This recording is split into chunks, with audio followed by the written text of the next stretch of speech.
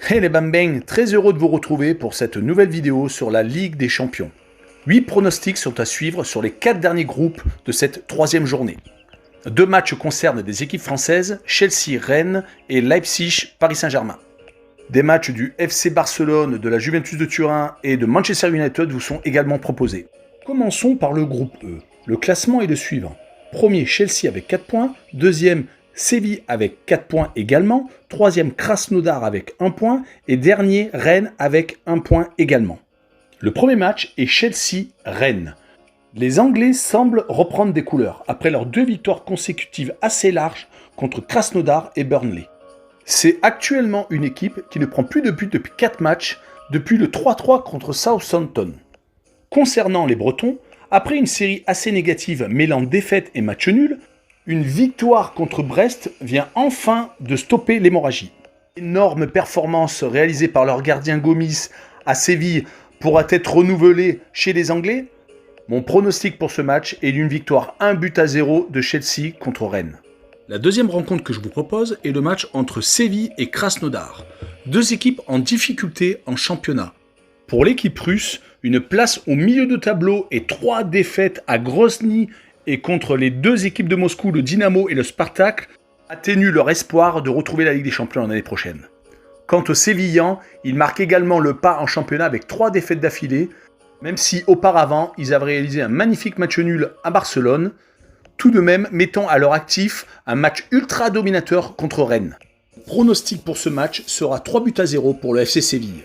Continuons avec le groupe F. Le classement est le suivant. Premier, la Lazio de Rome. Deuxième, le Club de Bruges, tous les deux avec 4 points. Troisième, le Borussia Dortmund avec 3 points. Et le Zénith Saint-Pétersbourg ferme la marche avec 0 points.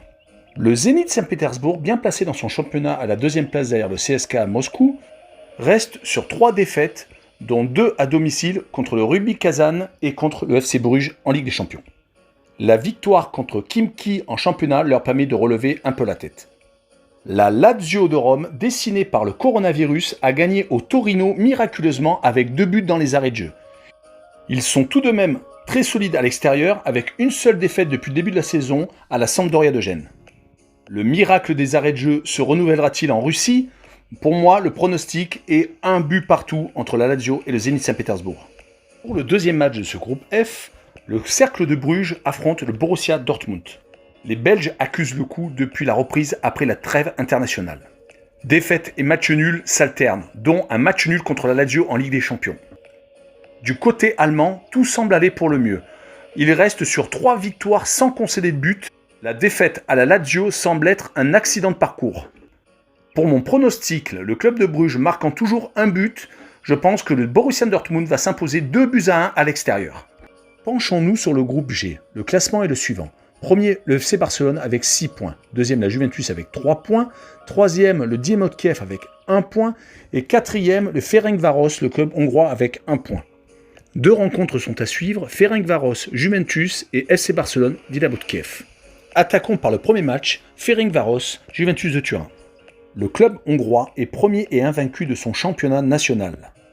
Il gagne tous ses matchs à domicile et leur seule défaite est, depuis le début de la saison, à Barcelone 5-1. La Juventus, quant à elle, vient de gagner 4-1 à l'extérieur à la Spezia et reste donc sur une note positive après la défaite à domicile en Ligue des Champions contre Barcelone. Le retour de Ronaldo va leur faire le plus grand bien. Je vois pour ce match la Juventus s'imposer 2-0. La deuxième rencontre de ce groupe G est Barcelone contre le Dynamo de Kiev. Le FC Barcelone ne semble pas dans une très grande forme. Seule la Ligue des Champions semble le réveiller. La défaite contre le Real de Madrid semble oubliée. Le Dynamo de Kiev, quant à lui, caracole en tête de son championnat et reste sur 3 victoires d'affilée. Malheureusement, les résultats ne suivent pas en Ligue des Champions. Ils restent néanmoins sur un match nul à Ferencváros, mais ont perdu à domicile contre la Juventus. Je vois comme pronostic pour cette rencontre une victoire assez large de Barcelone 4-0. Nous finirons par le groupe H, dont le Paris Saint-Germain fait partie. Le classement est le suivant. Premier, Manchester United avec 6 points. Deuxième, le Paris Saint-Germain avec 3 points. Troisième, Leipzig avec 3 points également. Et quatrième, Istanbul Başakşehir avec 0 points. La première rencontre de cette poule est Istanbul Başakşehir contre Manchester United. Les Turcs sont actuellement en train de redresser la barre après un départ vraiment mauvais. Ils restent sur 3 victoires d'affilée, mais malheureusement ont perdu leurs 2 matchs de Ligue des Champions contre Leipzig 2-0 et le Paris Saint-Germain sur le même score.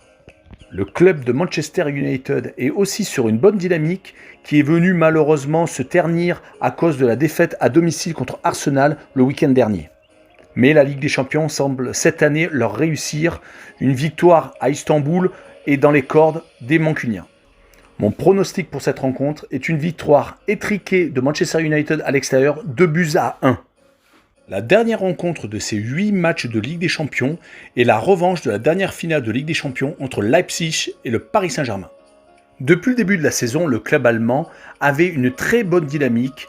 Il se trouve quand même 3e du championnat de Bundesliga. Leur seule défaite est celle obtenue ce week-end sur le terrain de Mönchengladbach. Le club allemand est assez solide à domicile où il ne compte que des victoires en championnat national. Du côté du Paris Saint-Germain, le club parisien vient de prendre la tête il y a 2 semaines de la Ligue 1 au goal average devant Lille et reste sur 7 victoires d'affilée en championnat national. Ils se sont repris en Ligue des Champions en allant gagner 2-0 à Istanbul Başakşehir après leur défaite initiale contre Manchester United.